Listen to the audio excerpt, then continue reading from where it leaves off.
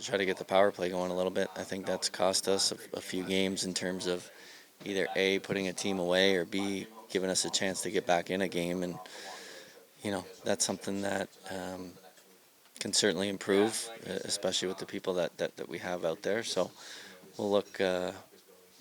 Sometimes you need to look for a spark when the pucks aren't going in. I mean, it's tough. It's tough to win every game 2-1 or 3-2. Sometimes you need those games where the offense or the power play in general can spark something. So hopefully we can get that going here. So how does the power play become that spark? What are you seeing out there that you feel like can get better in that area? Well, I mean, we need to generate more chances. It's just, kind of a lot of one and dones. Not really getting, good shots from areas where guys are prone to score goals from. Especially with some of the shooters we have, and just execution. So sometimes it's just slowing it down a little in terms of let's establish a setup first, not necessarily be in a rush to throw pucks to certain areas. So it's something we talked about. It's something that we obviously realize is a big part of, our offensive identity as a team is, we need to have a half-decent power play to, score some more goals. Well, you mentioned, the offensive struggles from last year kind of creeping in.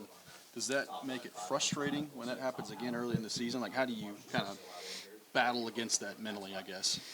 Yeah, no, it's tough. I mean, we have some pretty good offensive players that, want to produce to help our team win, and when it's not helping, or when you're not helping in that regard, it's tough. I mean, no one's going to be talking about, oh, you made a good defensive play, or you're playing well defensively. It's, the games that we're not winning, it's okay. We need to find a way to score some more goals. So, like I said, it's we're not, a team that is going to go out and score 4 or 5 goals every night. I think we can all agree on that, right? So it's not something that we can't just open the floodgates and go, back and forth, chance for chance, and try to win games like that. That's not the identity of our team, and that's been established. And like I said, I think there's areas that we've improved on from last year defensively.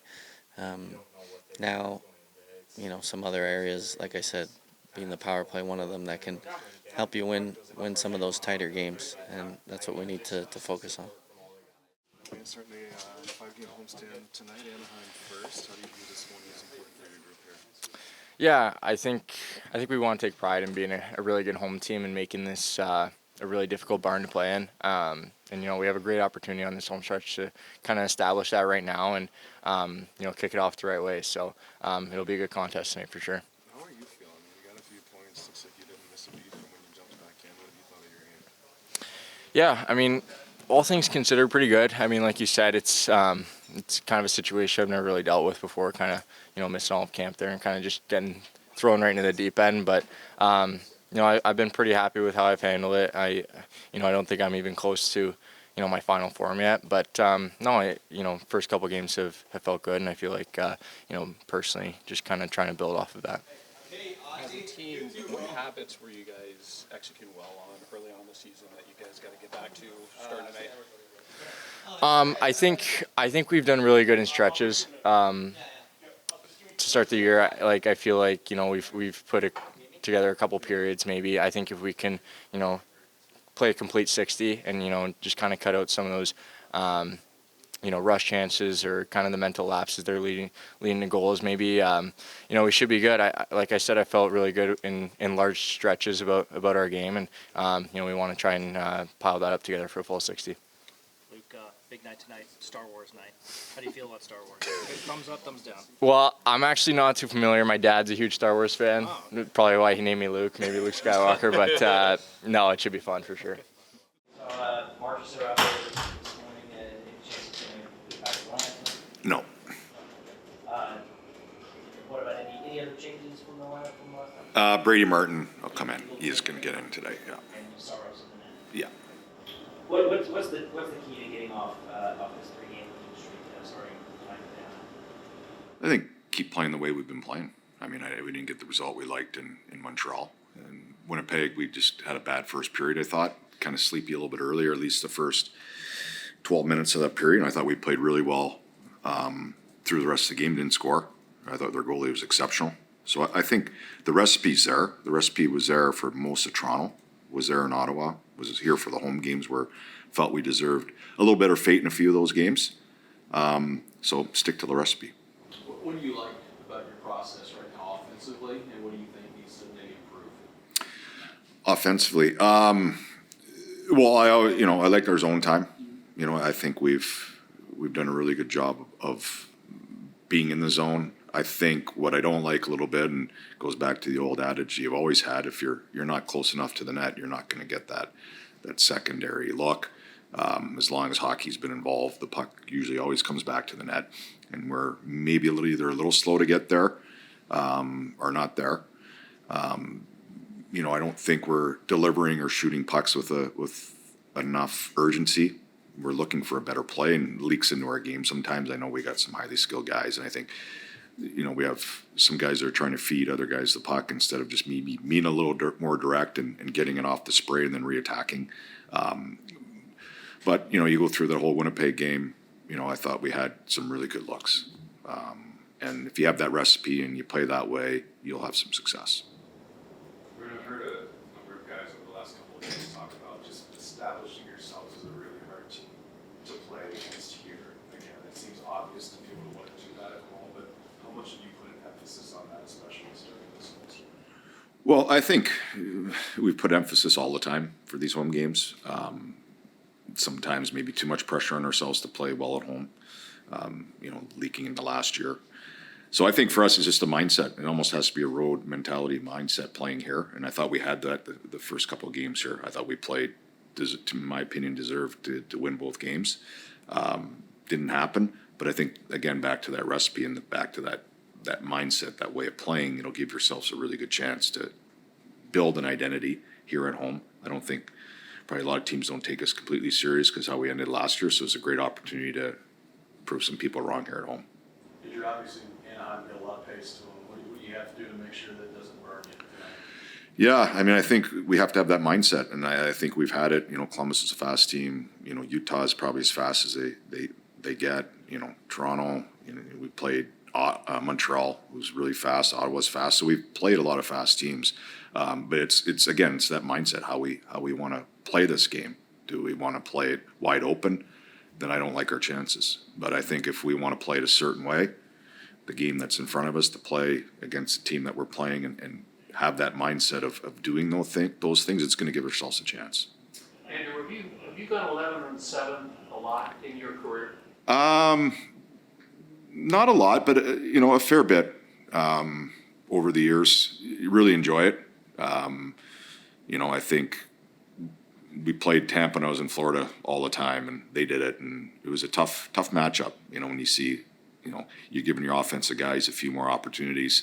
I know our guys like it. It just gets them into the flow of the game a little bit.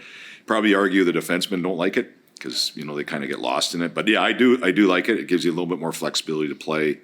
Your top guys a little bit more in different situations, maybe catch against teams fourth line or third line. So yeah, it's fun. I really enjoy it. And the problem with us is the condensed schedule here. It's tough to get in a big rhythm where we need the type of team we have. We need all four lines going, and we can, with our age and all those things and that condensed schedule, it's tough to get those guys playing that much every night. I'm seeing a lot of teams using their star player, offensive players on the penalty kill. Is that something that you guys are using a lot?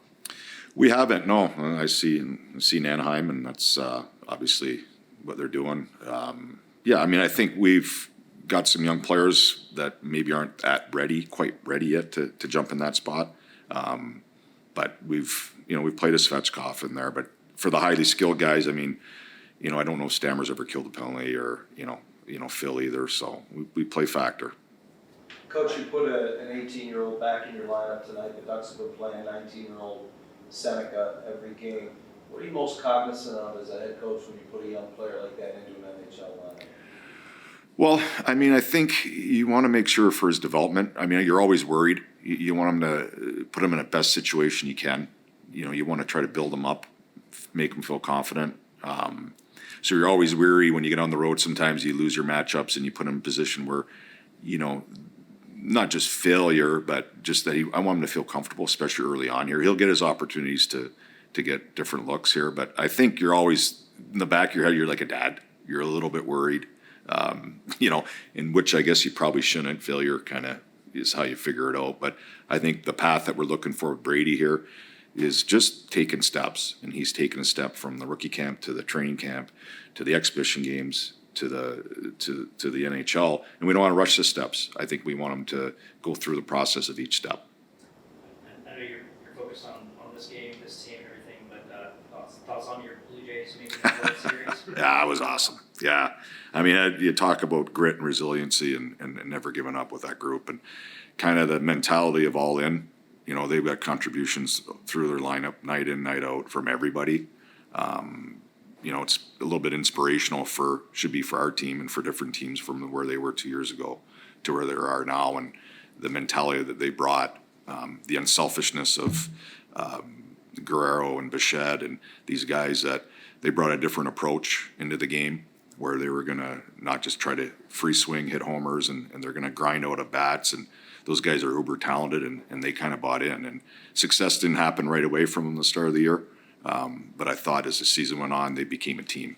And, I remember being in Minnesota for the Twins a little bit, kind of that piranha attitude where each guy in the lineup is going to hurt you some way. Somehow they'll find a way to get you. And it's a little bit what the Jays are doing right now. So it was a pleasure for me to watch. Obviously a big Blue Jay fan that loves baseball. And, it was great theater last night. Last time they were in was 93. What do you remember? Oh yeah, I remember. I mean, you remember exactly where you were in both World Series. When they won. They were both really. The Joe Carter hit. Exactly. I was at TGIF Fridays in Portland, Maine, after a game. And Dave Winfield's hit. I was in a Brothers bar in Owen Sound when I was playing junior after the game. Yeah, so those are moments as lifelong Jays fans that you cherish. Yeah, you don't forget.